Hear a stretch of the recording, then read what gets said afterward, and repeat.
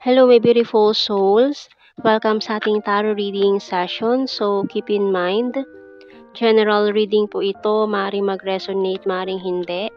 Kunin nyo na lang po kung para sa inyo and leave the rest. Maaaring mag-shift ang energies or magkabaliktad ang sitwasyon. Kaya kayo na pong bahala kung saan kayo nakalugar sa reading natin. So, let's see.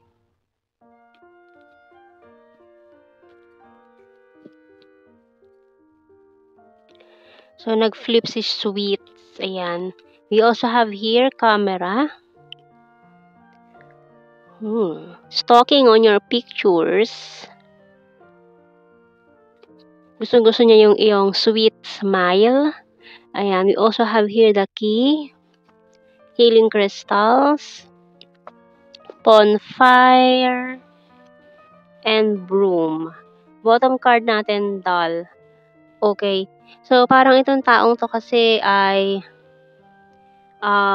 para siyang may image siya na may pagka-player. Ayan. Sinungaling. And yung mga naging karelasyon nitong taong to in the past ay parang panandalian lang, mabilisan, saglit lang. Para siyang ang bilis magpalit ng partner, ganun. Para siyang nagpapalit lang ng damit.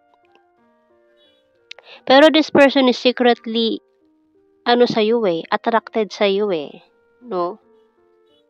Siguro yun yung way niya para magpapansin sa'yo. Pero parang hindi effective. So, tingnan natin sa tarot cards. Maring one of your tropa-tropa, ayan, parang tropa-tropa siya Parang very close kayo pero parang tropa ganun. Parang the way niya kasi yun para makuha niya yung attention mo, paggalitan mo siya, magalit ka sa kanya, yung mga ganung bagay.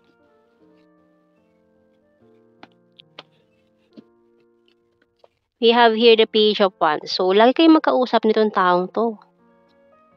Ten of Cups. Two of Swords. Pero undecided kayo, parang hindi mo siya gusto. Parang may iba ka kasing hinihintay dito. Six of Wands, the Strength card, Leo, Seven of Wands, and the Five of Wands. Kasi para sa'yo, sakit lang ulo itong taong to May iba kang hinihintay. Knight of Wands. Para siyang, para kasi yung feeling mo sa kanya, para siyang bato, na pag pinulot mo ay parang ipupukpok lang sa ulo mo, sakit lang ng ulo. Ganon. Kaya parang, ayaw na ayaw mo sa kanya, parang kahit sabi mo kaibigan mo siya, ganon. Pero kung about relationship, wala kang tiwala sa kanya. I wonder if you're happy without me. So, may patampo effect pa ito I want to be more than friends. Ayan kasi gusto niya maging more than friends kayo kasi tropa-tropa lang daw kayo Parang gusto niyang gumawa ng para magpapansin sa'yo. You don't know how hard it was to let you go. Kasi nga parang ayan, tropa kayo. Siguro nung nalaman mo or napansin mo na may something siya sa'yo, parang may umiwas or tinanggihan mo siya siguro. Kaya umiwas na lang din siya sa'yo. I wish things could be different. I know that I crossed the line with you. I'm becoming a better person. Yan, sinasabi niya rito, nagbabago na daw siya I left you before you could leave me and I know I messed up everything. Bottom card, the timing just wasn't right for us.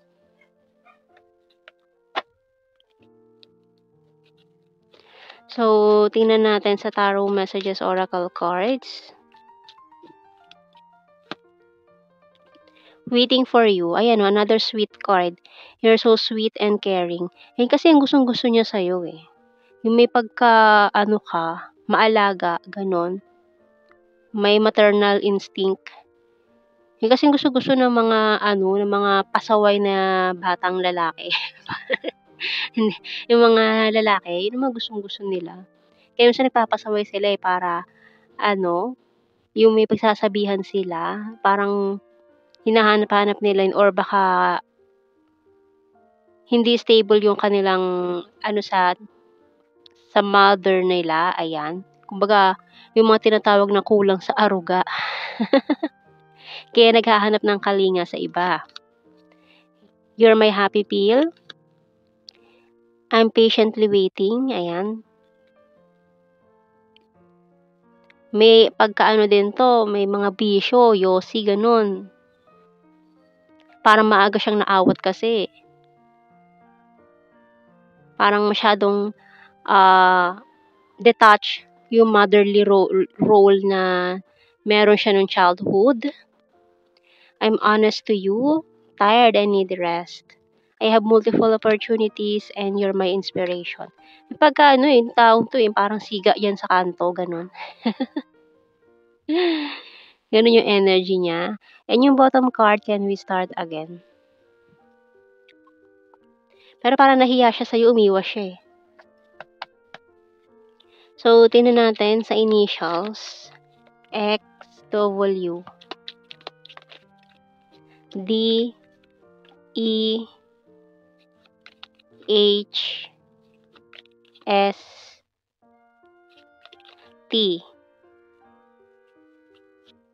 L. TL ako sa'yo. Oh my God.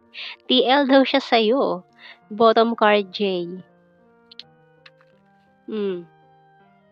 Tingnan natin sa blue card. Tingnan mo, passions and addictions. Ayan. And mirroring. Masyadong rebelde itong taong to.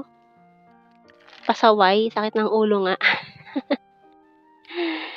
Ayan, siguro nahiya na nga rin siya sa'yo kasi parang feeling niya hindi siya deserving para sa'yo, ganun. Kaya parang nahiya siya bigla. Ayan, so tingnan natin general signs and messages. Caring. Ayun kasi talaga yung gustong-gusto niya sa'yo eh. Sweet, caring, ayan, number 5. Private person, good heart. 6 and August. Animal lover, very serious. Hilarious, pero funny, kahit pasaway. Marami din siya pa talagang mga naging kalandian eh. Neighbor, maring kapitbahay niyo lang. Intelligent, has a dirty sense of humor, trustworthy, and another sweet. Diba? Talagang lalanggamin. Future lover, killer smile, other country, birthmark, and past person. So, nakikita ko naman dito parang gusto niya magsumika para sa'yo in the future. Kaya siguro umiwas din muna siya. Yun na rin siguro kasi yung isang plano niya. Yung gusto niya kasing gulatin yung mga taong walang bilib sa kanya. Kaya parang umiwas muna siya. Gusto niyang ayusin muna yung buhay niyang magulo. Ayan. Kasi ayaw din namang madamay ka sa mga gulo ng buhay niya. Kaya gusto niya munang ayusin yung sarili niyang buhay.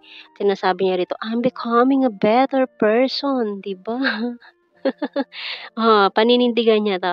So, yan ang ating reading, my beautiful souls. Thank you for watching. Take care and God bless.